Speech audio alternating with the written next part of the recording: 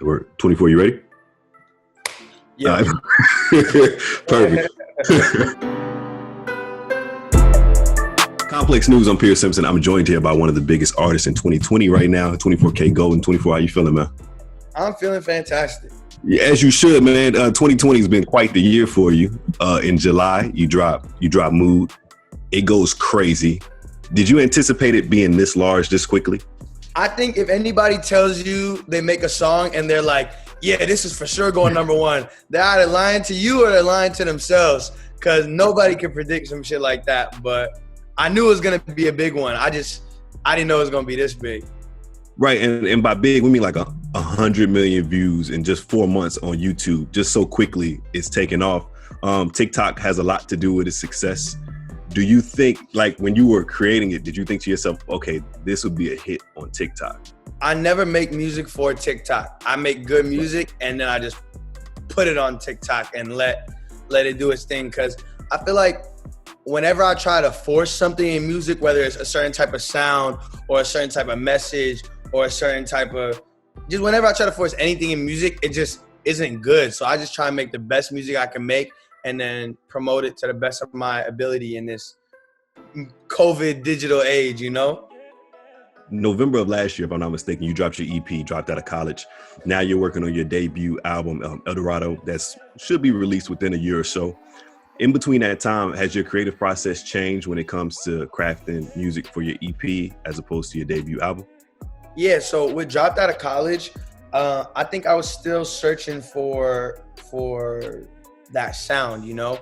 I was working with a lot of different producers, right. So it's hard for me to make something that felt really cohesive. Now with Eldorado, I've kind of identified the people that know what I'm going for, even if I can't articulate it. Like we're all just operating on the same wavelengths with one brain, and that's allowed me to make something that's cohesive yet diverse. You know, combining the elements of hip hop, of rock, of pop, all into one sound. Has the self-isolation or being in this pandemic where everything is kind of slowed down, has that improved your creativity? I think it just gave me the time I needed to get in the studio, because there's definitely been lulls of creativity during this where I'm like, bro, I've been in the house doing the same shit for the past week. Like, what am I supposed to talk about, you know? And I think just I realized through this pandemic that it's okay to take a break from music, step back, get inspired, and go back into it with a head full of ideas and a clear mind. Have there been artists along the way who's helped you try to like improve your artistic ability or how you may look at the game? Yeah, I'll be the first to admit that I really don't know shit, you know, in the grand scheme of things. I got a lot to learn. IDK, he gave me a lot of really good advice. Back when I was still at college, actually, before Valentino, he told me, this shit is like a roller coaster, you know? It's gonna give you the highest of highs, but it can also drop you to the lowest of lows. The sooner that an artist can accept that, you know, then the easier it is for you to just enjoy the ride and not worry about how high you're going or how low you're going. Just trust the process that it'll eventually balance out and you'll be all right in the end. Not too many people fall off roller coasters. At the same time, I ain't get to go outside yet. I haven't got to perform. I haven't got to tour. I haven't got to really fully experience the what comes with having a #1 record. I just been doing a lot of promo and being like, hopefully it's worth it all in 6 months from now when we got this vaccine out there, because I'm trying to go crazy. Has the success of Mood opened up doors to collaborate with people that you never thought you would collaborate with this early in the game? Yeah, I mean, I got Justin Bieber and J Balvin on my song when I was 19 years old. I just turned 20, so that's still very, very fresh to me. Like, yo, I'm a teenager collaborating with the biggest Latin superstar in the world and Justin fucking Bieber. Like, we all been listening to him since we were kids. So that's just kind of, that's incredible. And when stuff like that happens, it's just a sign to me from the universe, like, yo, you're doing the right thing, kid. Like, keep going. Absolutely. How did that collaboration come about? What was the process in getting that submitted? So when Mood started going up, Scooter texted me like, yo, congrats on Mood. Like, it's going crazy. And I'm like, yeah. Mood remix Justin Bieber, winky face, you know? Right. And he was like, we'll see what happens. And then like a week or two later, he texted me like a bounce and it was like, JB last night open ref. And I'm like, oh, what is this? Yeah. So I click it and I hear the chords of Mood, and then I hear his verse, and I'm like, whoa, he fucking did it. And from that moment on, I was just like, damn, this is real. Like, we're really at that superstar, top of the mountain level right now, getting to work with artists like Justin Bieber. And I guess J Balvin heard that Justin Bieber was on there, so he was like, yeah. Let me get that other verse real quick too. And then it was just out of here. I went in, I recut my verse, did a new verse, you know, just talking about, I got JB with JB, you know, the bitch is going crazy. And evidently they are. You have also another single out with DaBaby. DaBaby's one of the hottest rappers of the past couple of years. How did that collaboration come about?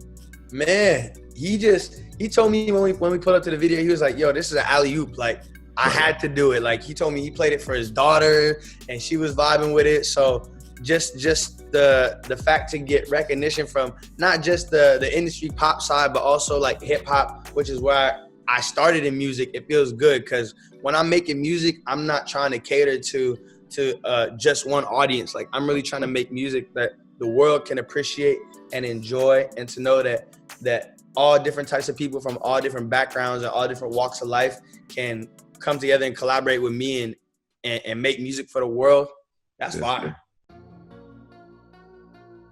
Well, let's take things back to USC. Pretty much early in the game when you get there, you sign with the label. Yeah. At what point did you say to yourself, okay, I can't split my time between wanting to be an artist and actually going to school on a full ride?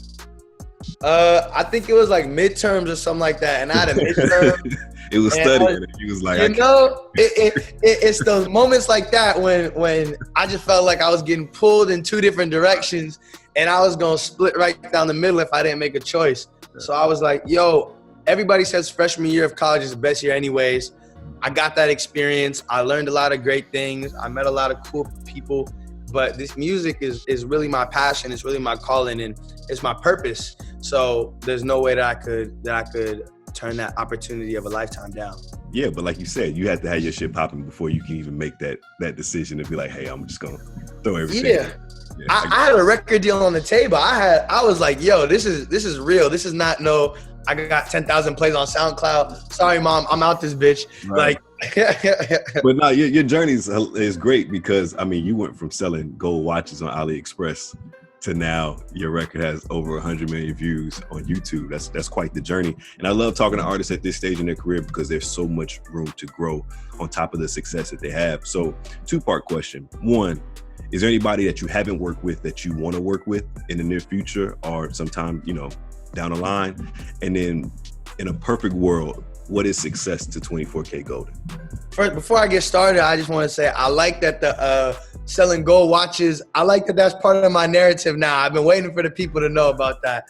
But I when it comes to artists that I really want to work with that I ain't got the chance to work with yet, I would say like Drake is probably the biggest one, just because he really revolutionized the game, both with his music and marketing, just, you know, taking it to the internet and not being limited to just rapping because of or just singing, you know, like fuck it, do whatever makes you happy.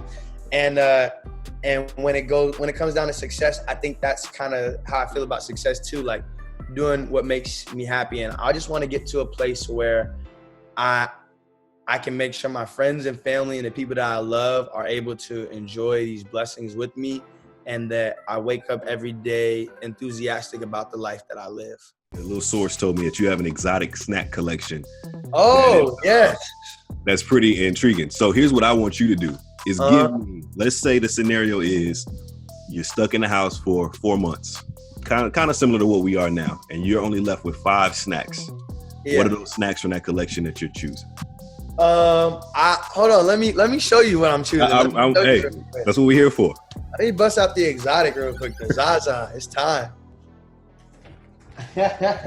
Is my man walking through with a whole box? You know how we coming. Okay. Big box boys. All right, so this is how I'm feeling. Okay. These right here, these Ritz crackers with the vanilla on the inside, changed my life. Crazy. So that's one for sure. I'm a big Twix lover. Twix is is one of my favorite candies. Definitely top 2 favorite chocolate bars and not number 2. So when I seen they came out with the cookie, oh shit, I got a little excited. When I seen they came out with the cookie edition, I had to. So these are like filled with caramel on the inside. Then we got the KFC Lay's collab. Y'all never seen this before. Exotic by definition. I think these are from where? From Thailand.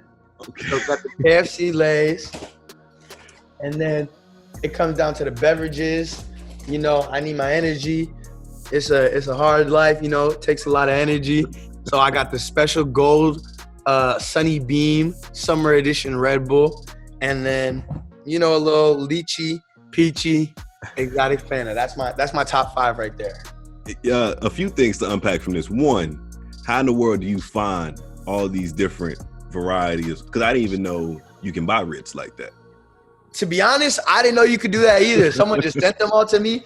But I like getting exotic snacks because I think it reminds everybody like that, yo, this world is bigger than just where you come from. Like, it's the same Lay's that we know and love, except there's a part of the world that's like an alternate universe and they got KFC collab with their Lay's. Like, I want to go to wherever, I think it's Thai. I want to go to Thailand even more now and see how they're living because they got some crazy minds out there.